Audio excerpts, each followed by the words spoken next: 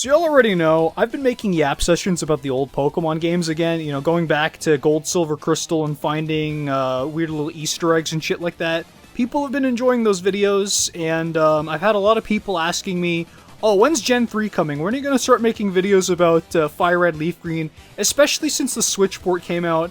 But a handful of people are starting to get curious about, are you going to make videos about Ruby, Sapphire, Emerald? Well, me and a foreign buddy were talking yesterday, and he sends me this clip from the official Pokemon Instagram page. Now, they like to do a lot of nostalgia bait, like they post cutscenes and some caption in the vein of, oh, remember this from this generation? That was my favorite generation, with some hashtag and engagement bait. He sends me this clip from Pokemon Emerald, though, and I noticed something peculiar about this one, right? How'd that get in there?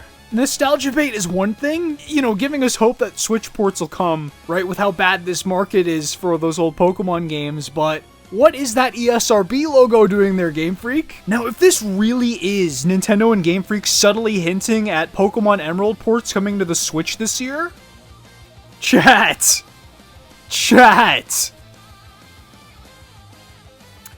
I think the retro gaming scalper market's gonna fucking implode.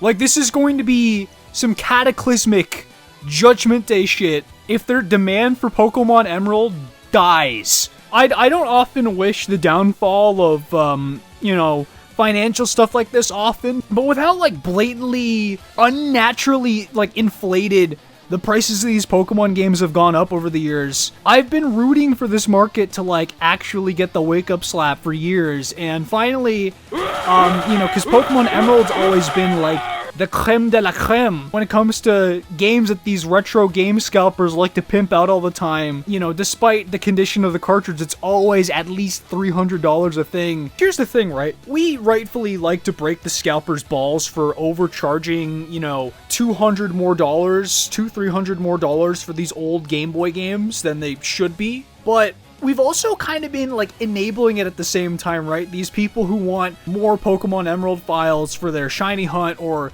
they want to have more cartridges to collect other people's save files, or they want to have more, Nuzlocke runs, because they don't know how to delete their cartridge or something, right?